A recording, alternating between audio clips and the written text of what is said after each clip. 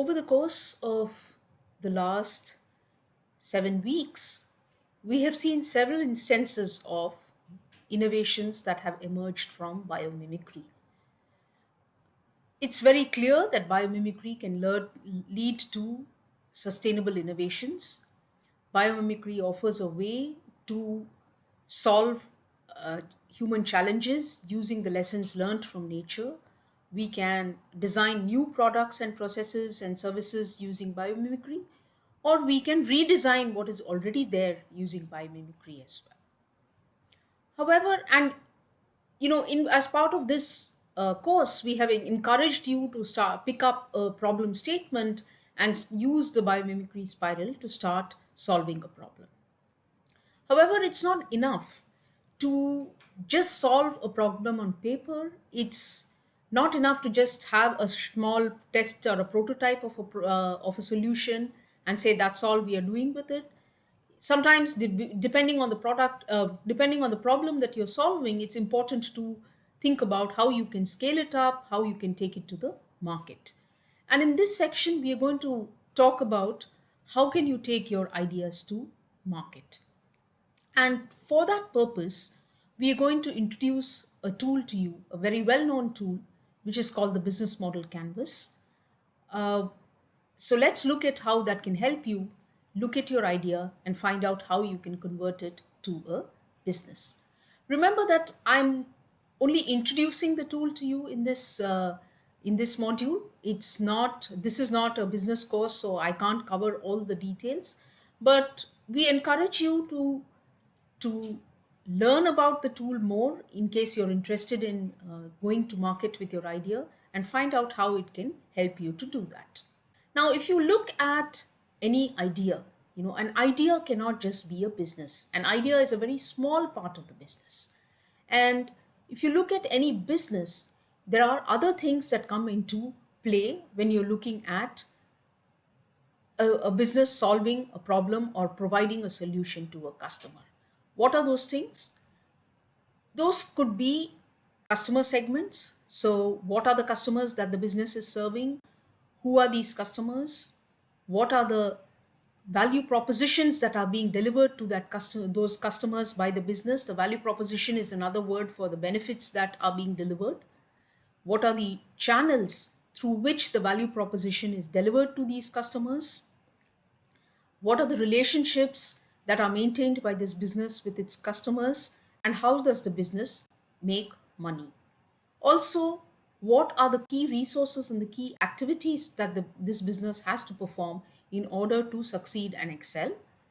And since a business cannot do all the activities and have everything on their own, they need to partner with others, maybe suppliers, maybe other types of parties. And who are these key partners going to be for this business? And what will be the overall cost structure for the business? That is, in order to do all of this, what are the costs that the business is incurring? So these are the 9 blocks that can be used to describe a business. Now, instead of just listing it down like this, what we do in the business model canvas is map it out in the form of a diagram, or we map it out on a canvas, on a single page. And the way we do this is say, okay, we have customer segments, we have the value propositions, the channels, the customer relationships, the revenue streams, the key resources and key activities, along with the key partners and the cost structure. So we have this very structured way of mapping out what a business looks like and what are the activities it does. Of course, we have to mention which business it is for and what the purpose of this business is. So this is how you start thinking about what does the business entail. And as I mentioned earlier, your idea is a very small part of the entire business. Of course, it is the basis. Yes, you created a solution out of it, but that's not enough. You can't think that that is enough to start a business. You have to think about all these aspects as well if you are looking to take your idea to market. So you start filling this out and as the business model canvas for what you are trying to do. And each of these, you take this blank sheet of paper, and under each of these building blocks, you start putting down what you know about your business, what you think your business has to do under that building block. So what you start off with is write down the name of your business, what the purpose of your business is, and then start filling up each of these blocks. So here you have the customer segments. Who are your customers? Who are the people that you are going to provide a solution to? What are the solutions you're going to provide which need to create value for those customers, which means that there has to be a tangible benefit or an advantage for the customer. It has to be something that, are you going to increase performance or reduce cost or give them a better design? What is it that you're going to give by way of a tangible value? And remember, even customers cannot just be a huge block of people saying, these are my customers. You need to be very specific in saying, what are the categories of people that you're going to serve? Are they going to be researchers at universities? Are they going to be students? Are they going to be teachers? Are they going to be uh, senior VPs at a company? Are they going to be the procurement officers at a company, at a manufacturing company? So this is the whole world cannot be your customer. You need to be very specific about which are the categories of customers you have, and what is the specific tangible benefit that you are going to give them by way of your product or service. It's not just enough that I'm going to give this product, that's great. How is it going to help that specific customer segment? Then you think about channels. How are you going to deliver this value to your customer? Which is the channel? And this is starting right from making your customer aware of your product or service, right up to delivering that to them, and also doing the post sales service for them. So this is channels for you. Then you think about what is a relationship you need to have with your customers. There are some businesses that have extremely personalized relationships with customers, right? They know each customer, they build a relationship. The smaller companies tend to do that. Larger companies tend to have very automated ways of keeping in touch with their customers. So that's something that each business needs to decide. What are the types of relationships you will have with your customers? And of course, very importantly, how will you make money? What is it that your customer is going to pay you for what product or service they're going to pay, and how much are they going to pay? So the right side of the canvas here, you see, is focused on what you're going to do outside the company with your customers.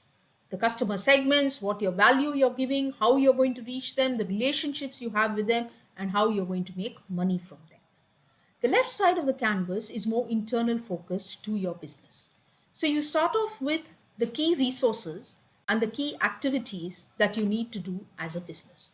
Now remember, key resources and key activities are the crucial assets and crucial activities. See, every business will have resources like buildings or machinery, depending on what you're doing. So every business will have several assets. Doesn't mean each of these is crucial. So you need to think about what are the physical assets that are very important for you to deliver this benefit to your customer. So it could be physical assets that you have, maybe your manufacturing plant.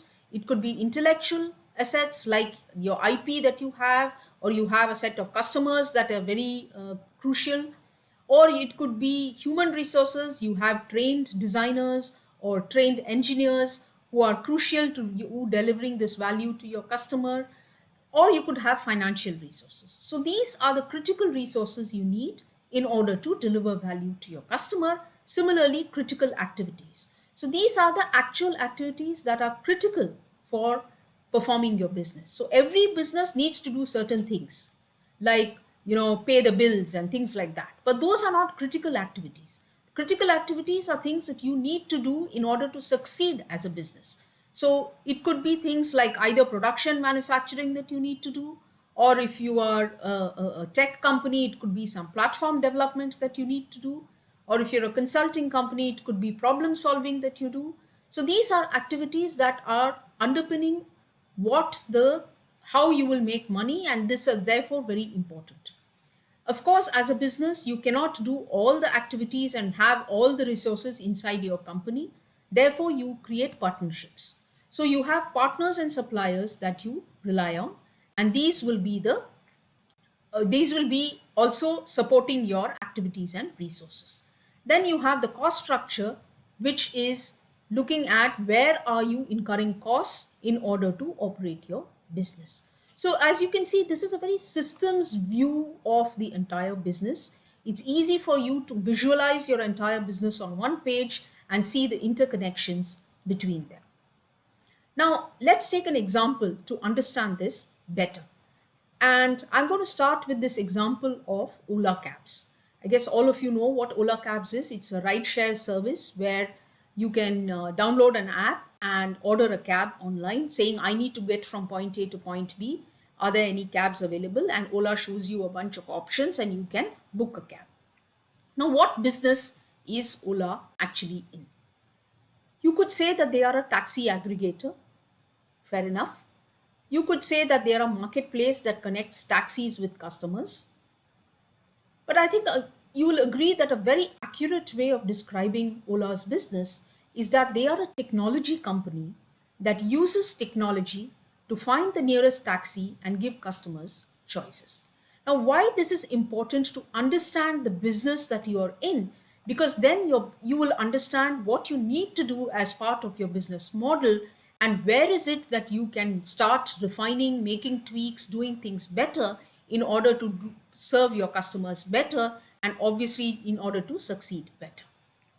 So when you will just see now, I'm going to show you the business model canvas for Ola, and you'll see why this understanding which business Ola is in becomes very important. So this is the blank canvas that I start with before I start filling up. So the name of the business is Ola Cabs. The purpose of the business is providing customers with taxi on demand. So that's what I take as the purpose of the business.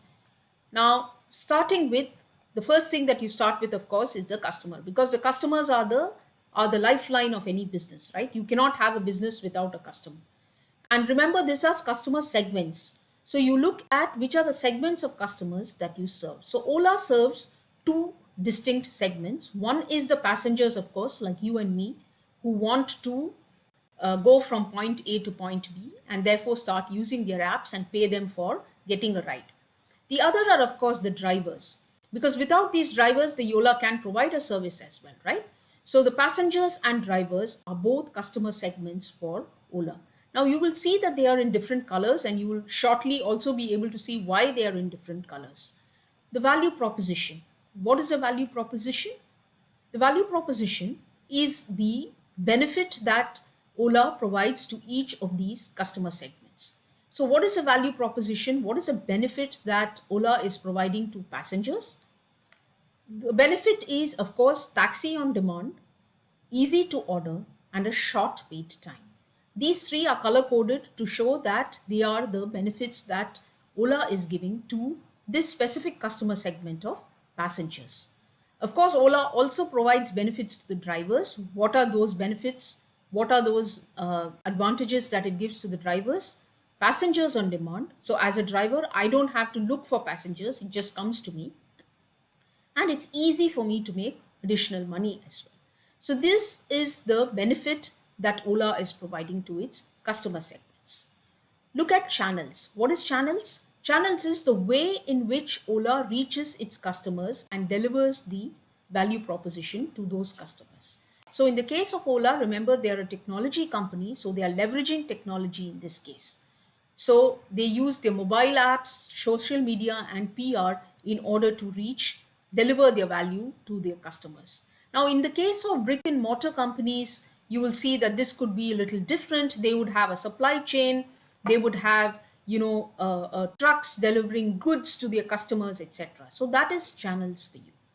Now you looking at customer relationships. Now this customer relationships outlines how this company gets customers, grows customers, and keeps customers with them.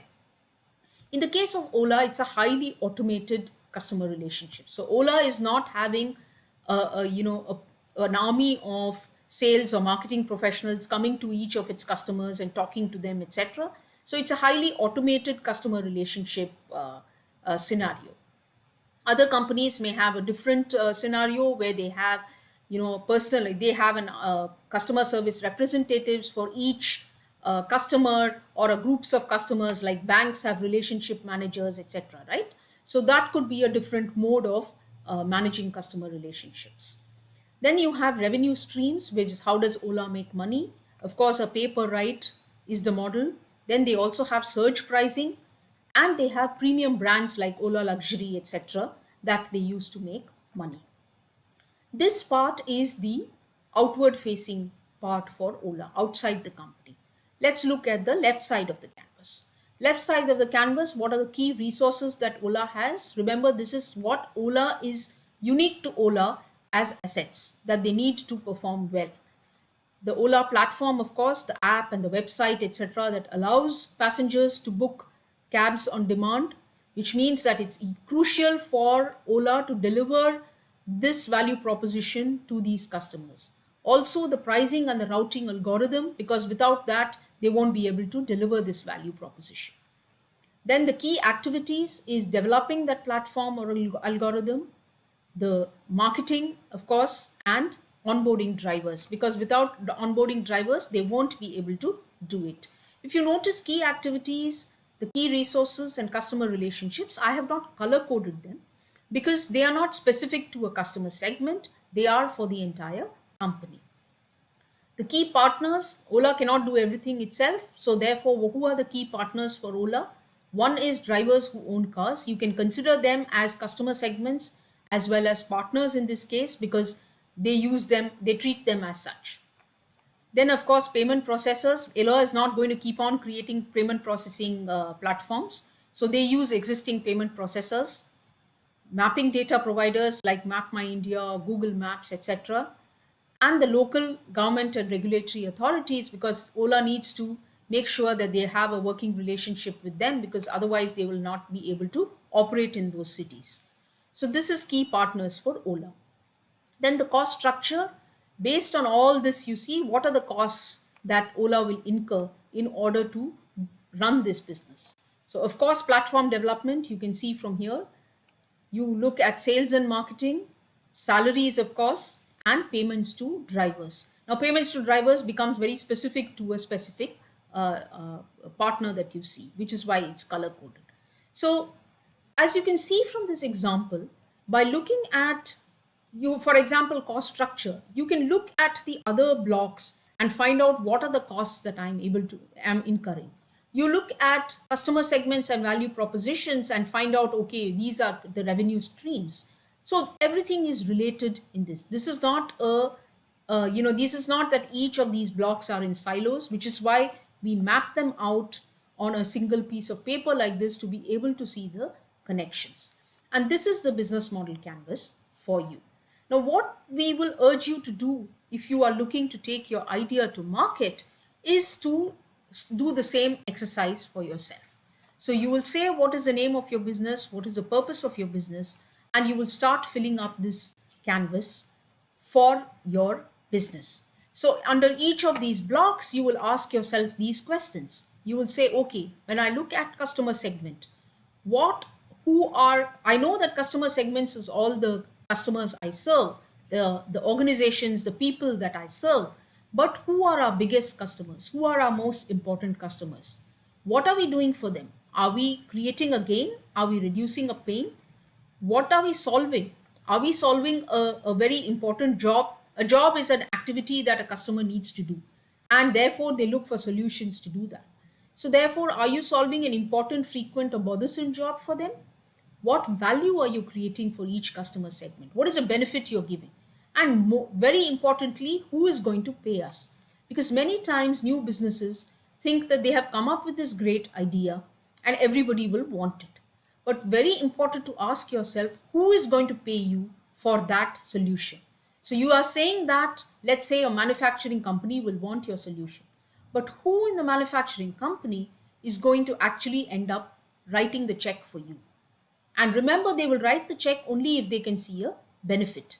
Therefore, that brings us you to the value proposition. You need to be able to give a benefit to each of your customer segments, because otherwise they will not be paying you. So you need to clearly understand what is the problem you're solving and what is the need that you're satisfying for each customer. Remember that when we spoke about the biomimicry spiral and the defined phase, we spoke about getting enough information about the stakeholders and the problem, etc. And that is useful because when you actually come to take your idea to market, you will be able to clearly understand why you are doing something like this. Instead of coming up with a solution and then figuring out who wants this solution. That is not the way to do it.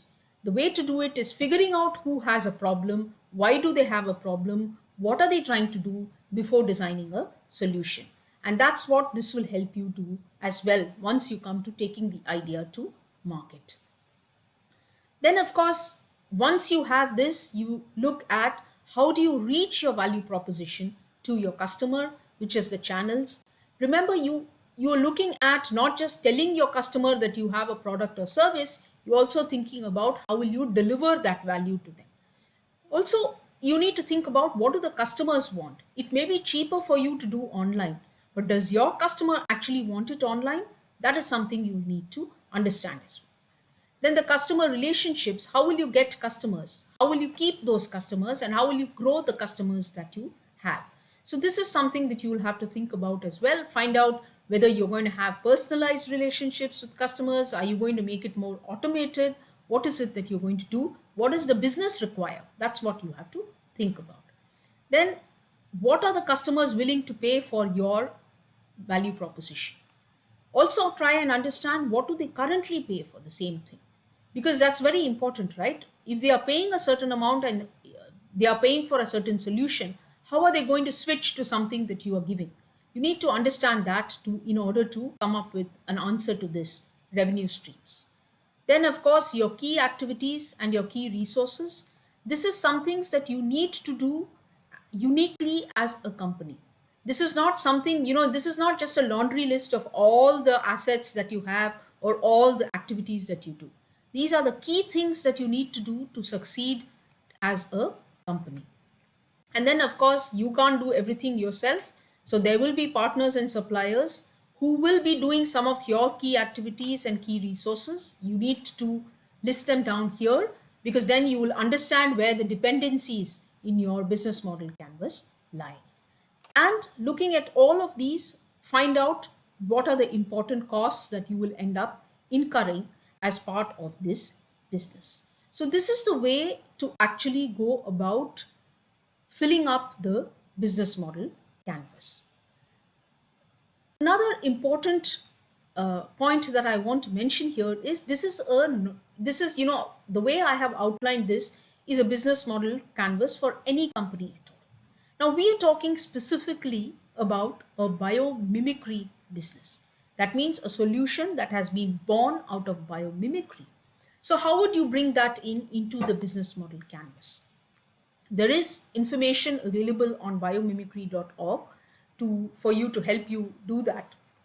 But one thing you can think about here is in each of these, you can think about applying nature's unifying patterns, nature's design principles in order to align that to a biomimicry business. So for example, you're looking at value propositions.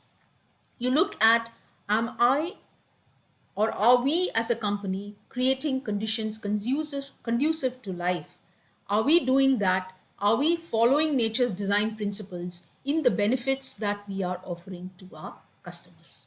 Similarly, the key resources that we are using. Are we using these resources efficiently? Are we doing something that is wasting energy? Are we building using abundant resources rather than rare resources? So this is something you can examine in key resources and key activities. Look at your cost structure. Are you optimized as a cost structure or are you maximizing as a cost structure? Key partners, are you developing symbiotic relationships or are you developing competitive or parasitic kind of relationships? So you can bring in all your learning from biomimicry into this biomimicry canvas and the biomimicry business model canvas, sorry, and you can actually get a view of what your business can be in when you are trying to take your idea to market. So you have this blank sheet, blank canvas and start filling it up. Also, remember that the business model canvas is an evolving canvas, it's not static. So, what you saw in Ola, this is Ola, which is today. The customer segments, the value propositions that you saw on that canvas are what is Ola today. When they started, the canvas would have looked very, very different. The same thing applies to your business as well. You will start filling up this canvas as of today, saying, this is my business, this is the purpose, these are the customer segments, these are the value propositions, etc., etc. But remember, whatever you put down here after you have come up with a solution, whatever you put down here are just going to be hypotheses. These are your hypotheses about who your customer is, who your value proposition is. And you cannot run a business based just on a hypothesis, right? Therefore, you will have to take this and validate it. So you will say, okay, I think my customers are X, Y, and Z. You will actually go and talk to these customers and find out, are these actually your customers? If not, then you will have to revise that. Ola would have done the same thing, right? They would have started with something and then revised it as well. Similarly, the benefits. You think you're giving these benefits because you think these are useful to your customers. But you may actually figure out that customers are looking for a different benefit. Can you offer that? Therefore, you validate this hypothesis of value propositions, and your business model will then get changed, refined. Likewise, for all the building blocks as well. So, the business model canvas is not a static drawing that you make once and for all and say, this is my business and that's it. When you start with, you have certain hypotheses about your idea, about your business, and then you start validating your hypotheses and finding out which is actually true in the market, which is not, and you change as you go along. So, that is the business model canvas for you. I hope I've been able to give you a quick snapshot of how you can use this tool. I'll be very interested in hearing from you whether you used it, how did you use it, and what you found the end result of it was. So look forward to seeing what you do with this tool.